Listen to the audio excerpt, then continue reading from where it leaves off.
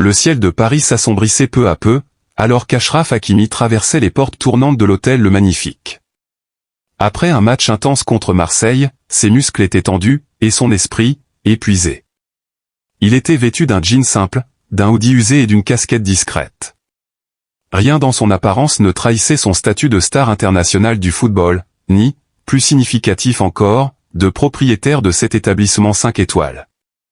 Ce choix de se fondre dans la masse n'était pas un simple caprice. 6 mois après avoir acquis l'hôtel, Hakimi n'avait jamais eu l'opportunité de vivre l'expérience en tant que client ordinaire. Ce soir, il voulait observer, incognito, comment son personnel traitait ceux qui, comme lui dans sa jeunesse, n'avaient pas leurs portraits accrochés dans le bureau du directeur. À mesure qu'il s'approchait du comptoir de réception, une vague de malaise l'envahit, ravivant des souvenirs enfouis de son enfance dans les banlieues modestes de Madrid. Fils d'immigrés marocains, il avait vu ses parents, des travailleurs acharnés mais humbles, baisser les yeux face à certains regards froids et juges. Sa mère, Saïda, femme de ménage dans les quartiers huppés, revenait souvent le soir avec des récits d'humiliation subtils mais profondes. Son père, Hassan, vendeur ambulant, lui avait appris à préserver sa dignité et son identité face aux épreuves de la vie. « Souviens-toi, Achraf, lui disait-il souvent, notre valeur ne dépend pas du regard des autres. » Le réceptionniste, un jeune homme nommé Pierre, leva à peine les yeux de son écran d'ordinateur lorsqu'Achraf s'arrêta devant lui.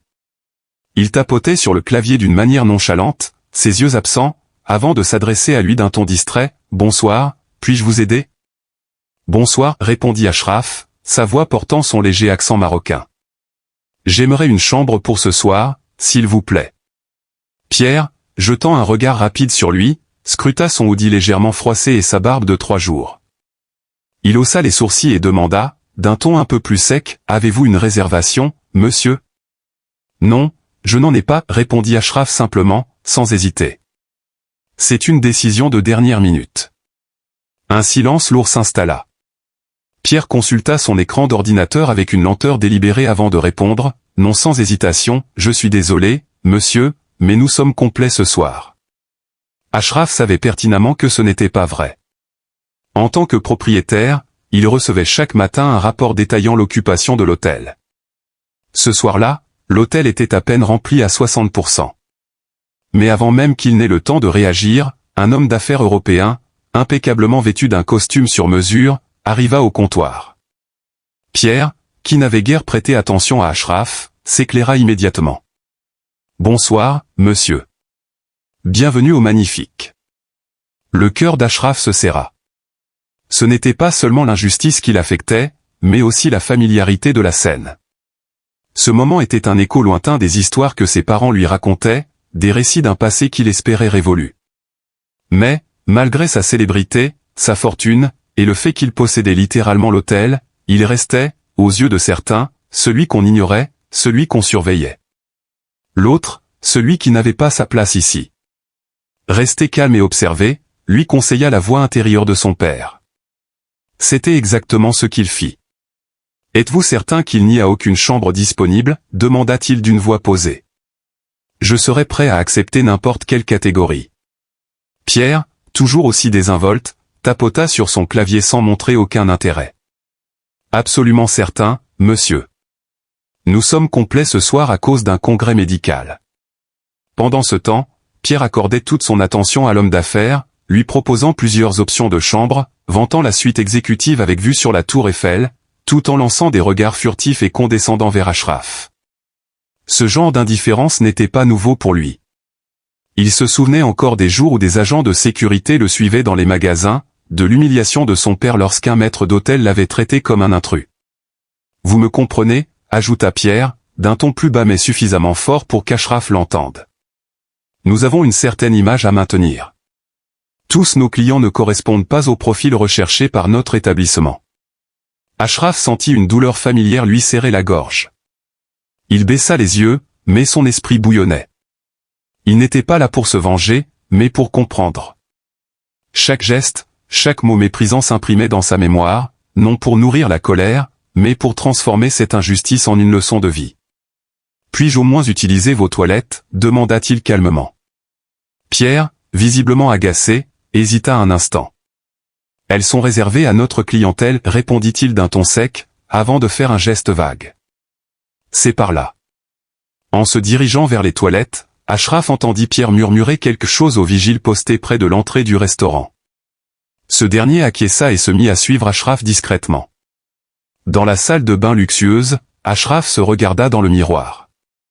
Il voyait un homme de 25 ans qui avait conquis l'Europe du football, accumulé des millions et possédé des propriétés dans plusieurs pays. Mais, aux yeux de certains, il restait toujours ce jeune homme qu'on surveillait, qu'on traitait comme un étranger, malgré tout ce qu'il avait accompli. Il pensa alors aux paroles de sa mère, « Le monde ne te donnera pas toujours ce que tu mérites, Ashraf. Parfois, tu devras créer toi-même la justice que tu cherches. » En sortant des toilettes, il remarqua que le vigile le suivait toujours, maintenant à une distance professionnelle, mais non moins vigilante, comme si sa simple présence représentait une menace pour l'établissement qu'il avait acquis de ses propres mains. Il était désormais déterminé. Cette soirée ne serait pas simplement une visite incognito. Elle serait un tournant, une leçon que tout le personnel se souviendrait. Il allait créer un moment que personne n'oublierait.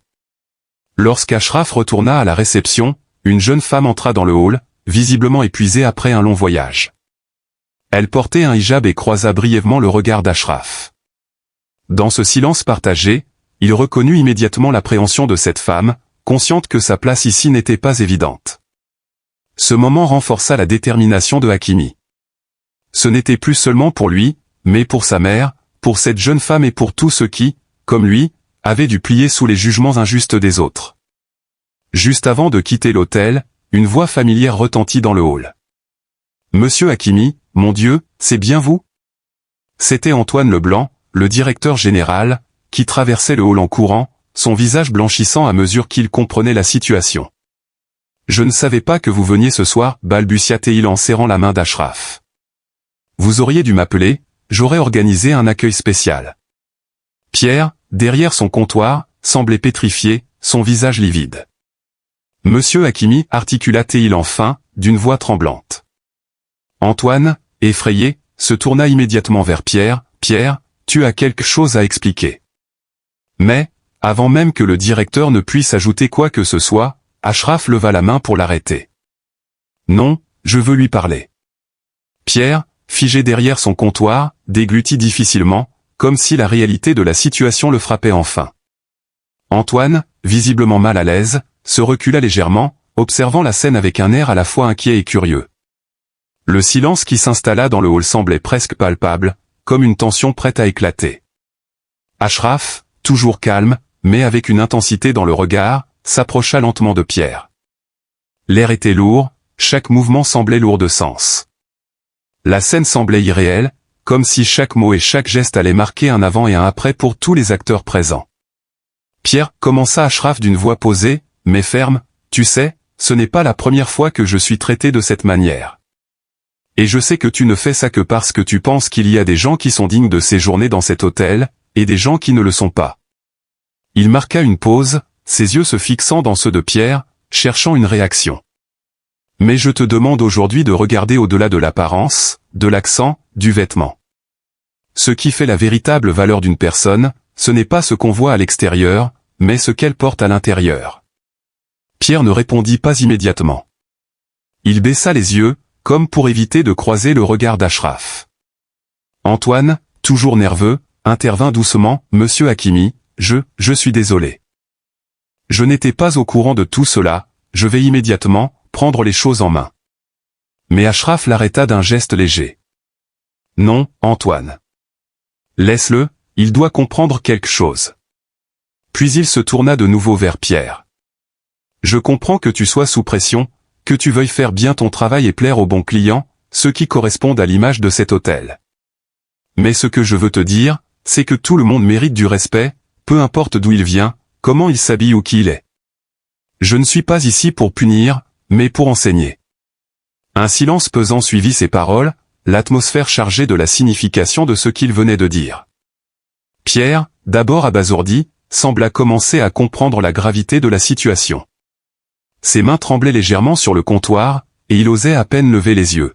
« Je suis désolé, finit-il par murmurer, la voix remplie de regret, mais aussi d'une sorte de honte qu'il ne parvenait pas à dissimuler. Je ne voulais pas vous traiter ainsi. Je ne savais pas qui vous étiez. Ashraf lui adressa un léger sourire, mais sans pour autant effacer la gravité de l'instant. C'est la nature du problème, Pierre. Parfois, on ne sait pas qui est vraiment devant nous. Mais, parfois, il suffit d'un instant pour voir au-delà des apparences. Il tourna les talons, prêt à quitter l'hôtel, mais avant de se diriger vers la sortie, il s'arrêta un instant et se tourna vers Antoine. « Assure-toi que cela ne se reproduise plus, dit-il d'une voix ferme, mais toujours mesurée. Ce n'est pas juste une question de politique d'accueil, c'est une question de respect humain. » Antoine hocha la tête, son expression plus grave qu'auparavant. « Bien sûr, monsieur Hakimi, cela ne se reproduira pas. Je vais m'en occuper immédiatement. » Ashraf tourna les talons une dernière fois, traversant le hall avec une dignité silencieuse. Lorsqu'il franchit les portes de l'hôtel, l'air frais de la nuit parisienne l'accueillit comme un contraste apaisant après la chaleur étouffante du hall. Il inspira profondément, fermant les yeux un instant, comme pour chasser l'amertume qui menaçait de refaire surface. Dans la rue, le monde continuait de tourner, indifférent aux petites batailles invisibles qui se jouent dans les coulisses. Mais pour Ashraf, ce moment avait été plus qu'une simple expérience anecdotique. Ce soir, il n'avait pas seulement appris à voir les failles de l'hospitalité de son propre hôtel, mais aussi à comprendre à quel point la route qu'il avait parcourue était encore loin d'être terminée. Il se battait encore pour les mêmes choses qu'autrefois, l'équité, la reconnaissance, et surtout, le respect de la dignité humaine. Au fond, il savait que la justice qu'il recherchait n'était pas à attendre des autres. Elle devait naître de ses propres actions, comme un exemple vivant pour ceux qui, comme lui, étaient souvent réduits à l'ombre de leurs accomplissements. Ashraf savait désormais que chaque pas vers l'avant était un acte de défiance contre ceux qui tentaient de le rabaisser. Il ne serait pas le dernier à mener ce combat, et il ne permettrait pas à ce genre d'injustice de se reproduire sans faire entendre sa voix.